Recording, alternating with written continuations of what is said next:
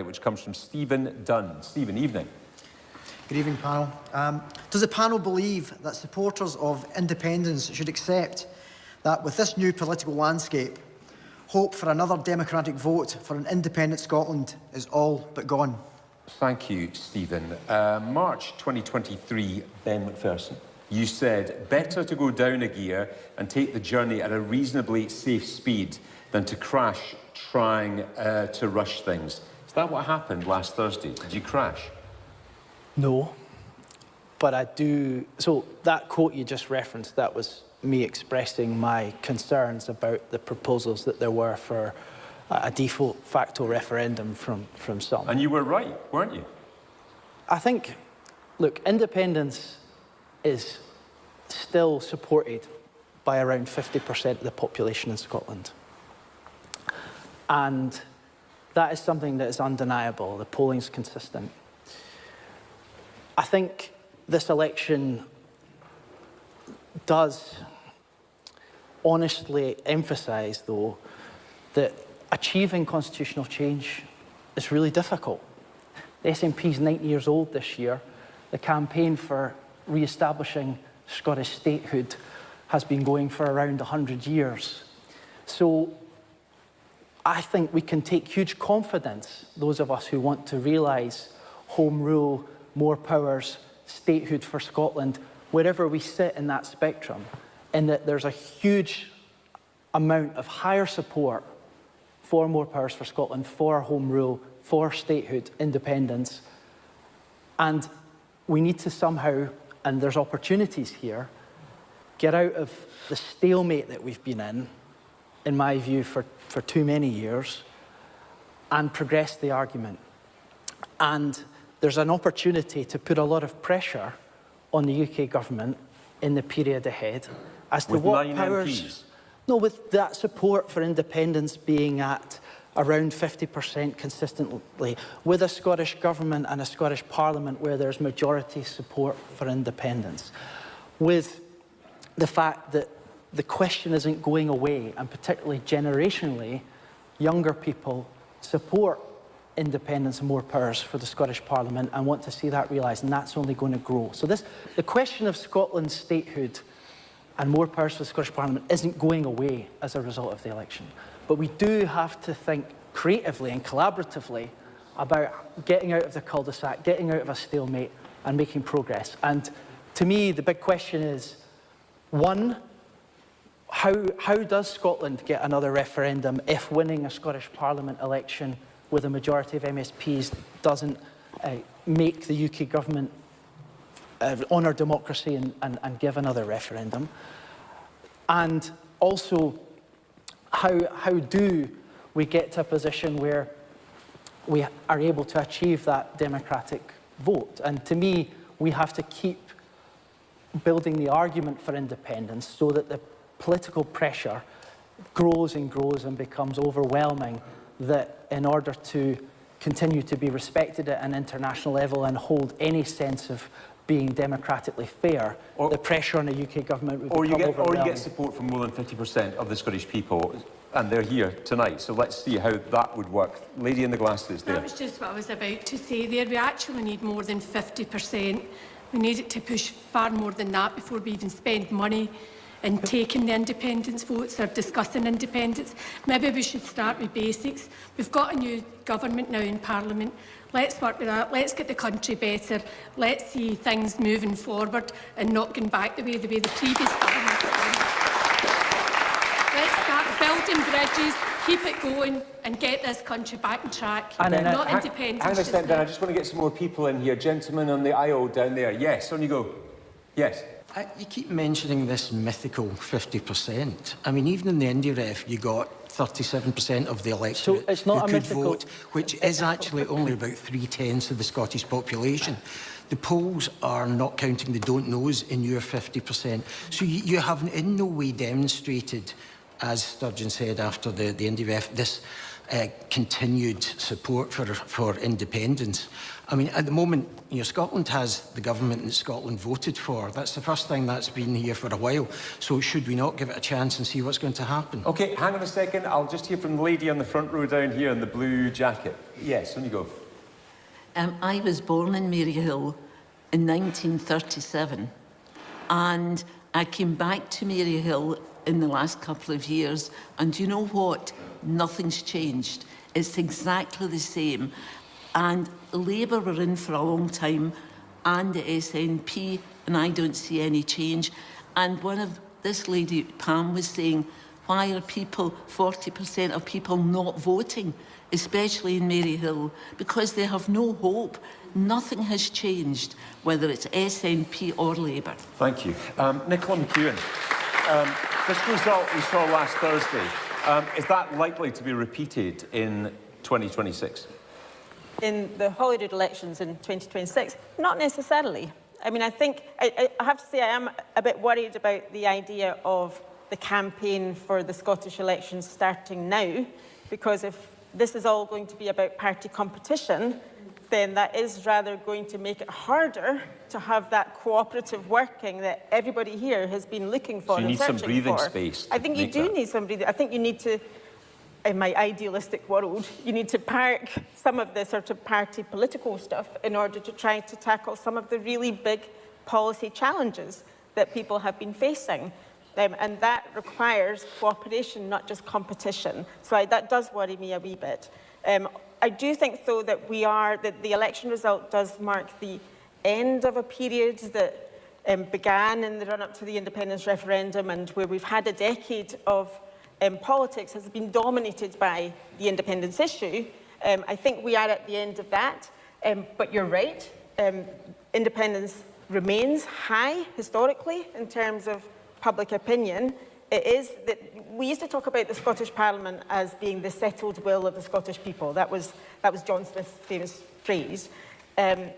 Independence is not that, but neither is union, because Scotland is still split more or less down the middle in terms of where people see the future of the country. The election last week doesn't change that, but it does create an opportunity for a Labour government to create a United Kingdom where people in Scotland feel at home, and to help resolve some of the really important issues that are obstructing devolution at the moment. Back to the audience. Has hope for another democratic referendum gone? Lady in the glasses here. Yes. Yes, thank you very much. I think the important thing we need to focus on now is to make the country better. Before any political party, we are a nation. We need to address certain things that are important to us. We need to prioritize what is important. The poverty, the schools, the education, the health, they are important. We need to work together at the moment to get the country where we want it to be. Before anything else, we need that change. It doesn't matter which way you come from. We need to expect that change, and we want it to happen. So Ben would say, if you don't mind putting words in your mouth, that an independent Scotland is the way to really change that. Not at the moment. Now, we need to get the country to where we want it to be. We want to see that change happening. We want to see it physically and in any area. We want to see it. We want to make the country to be better. Thank you. And man in the navy top here. What I would say is, govern with the powers that you've got. Do that well, and then that might change people's opinions. Because at the moment you keep going on about Westminster stopping you from doing it, govern with the powers you've got. Show people that, you know, and you can do well with independence. I'm not an independent supporter, but that would be my suggestion. Thank you, thank you. Kevin McKenna, what does Thursday's result mean for the independence debate? I think that I've just come from my niece's wedding, and I'm hoping to go back.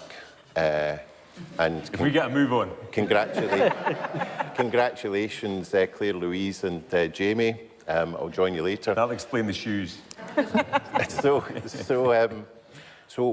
I was there earlier today, and my family, 3 generations of it, and there were dozens of us there today.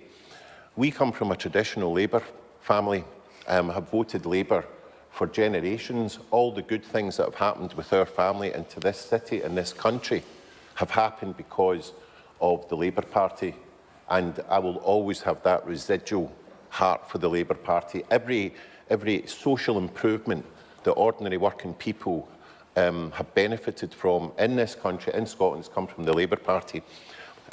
However, in terms of independence and the SNP, we've got an issue here because the SNP have probably done more, in my opinion, done more damage to the cause of independence than the Labour Party and the Conservative Party put together.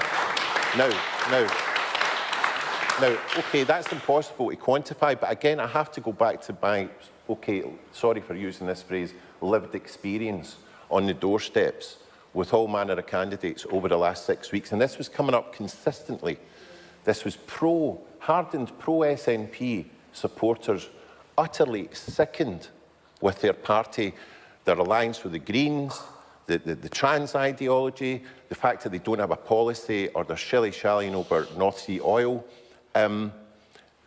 Unless something happens, and when I say happen, I mean there has to be a clear-out at the top of the SNP. The NEC has to be completely reformed. Jim Sillars, who's probably the only proper intellect in the wider nationalist movement, wrote a letter to my paper and other papers yesterday, when he said more or less what I'm saying, except probably more eloquently, but there has to be a root and branch reform, top, middle and bottom of that toxic, poisonous party, or else independence is done for the generation. Now, I'm talking about this wedding. The young people that you say are probably more inclined towards independence. The young people in my family were all saying to me today, because I told them that I was coming on here tonight, and they said, we will never see this in our generation. We will never see independence in our generation because the SNP, and I won't use the 6-letter word ending in ED, rhyming with Friar Tuck, basically have done that to independence. Now, that's what they're saying. Okay. That's what they're saying. Ben is listening carefully to you. Ben, go on. I mean, your anecdotal personal experience is very interesting, and thanks for patronising me and my colleagues. But I think we have to also get real here in that while we accept that it was a difficult night for us. How more real does it get when visiting doorsteps? Is that not real? I listened respectfully to you. I would be grateful if you would listen respectfully to me. So the SNP still achieved around 30% of the votes in Scotland. And the idea that you can say that the SNP has not progressed the cause of independence, the Scottish Parliament has many more powers as a result of the SNP's electoral success. I delivered the Scottish Child Payment when I was Social Security Minister, lifting 100,000 children out of poverty. That's the difference the SNP has made, and that's why it still has strong support. We take the result with humility, but we are proud of our record and we'll continue to try and build on it. Let's hear from the audience. Blonde lady in the second row. The SNP right now need to look within themselves. Yes. Within Holyrood, all you talk about, not you personally, but as a party, division and hate. We've seen bills such as the GRR and also the hate bill, and the subliminal messages that come through time and time again is how we should hate our neighbour for no reason whatsoever. And the focus again is always on men. So we need to have a party there that actually cares about everyone as a whole. We're supposed to be the friendliest nation in the world, and over the last year there's been nothing but hate coming from the leading party in Holyrood, and that needs to change.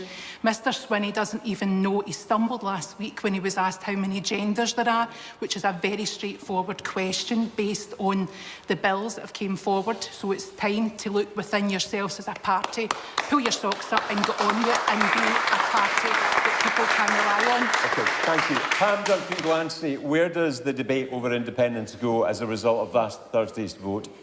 So the thing that's really come across quite clearly last Thursday is that there's a mandate from all the nations, including Scotland, for a Labour government. And I'm really proud of that because it was hard fought. There was a lot of work, and our activists worked day in, day out to get that. And I agree with Nicola about the point that actually the next 2 years is not about division. It's about proving that in government we can change lives and that we can be serious people.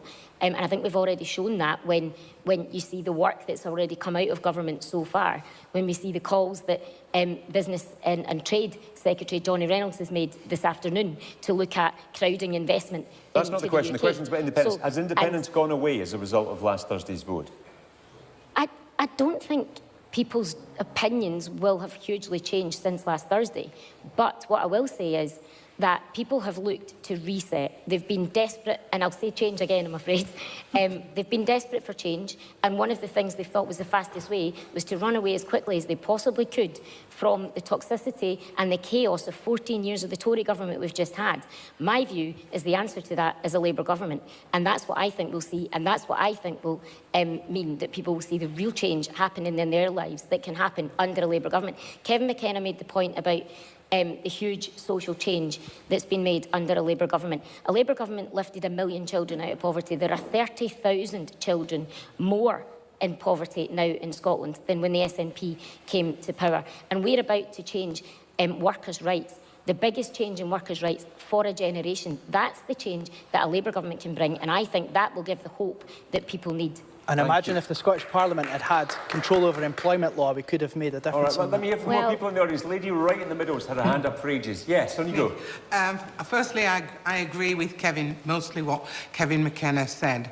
But I want to say the Labour Party only got 30% of the vote, I think, overall in the UK. 34. But if Keir Starmer believes in a democracy and wants to collaborate with people, if he believes in the Good Friday Agreement, which gives them in Northern Ireland, which is a mere province, not a country, if it gives them a referendum every 7 years, then we should get that in Scotland. He can't have one thing for one and one thing for another. Nicola McKeon, is that a point of difficulty for him? So I think, so on the point about the share of the vote, so the first past the post system hugely exaggerates the Labour Party's support, both in Scotland and in the UK as a whole. And they've got this massive majority on, historically, a very low share of the vote for a governing party. So that's one thing. On your second point, though, I absolutely agree with you. I think that the independence referendum issue has gone away. There is no imminent threat or opportunity, depending on your perspective, of a referendum in the next couple of years. I think the election result has changed that. So I think use this time, use this calm time to explore what would a process be if there, I mean, and there may not be, but it may be the case that the people of Scotland in the future do want independence in a clear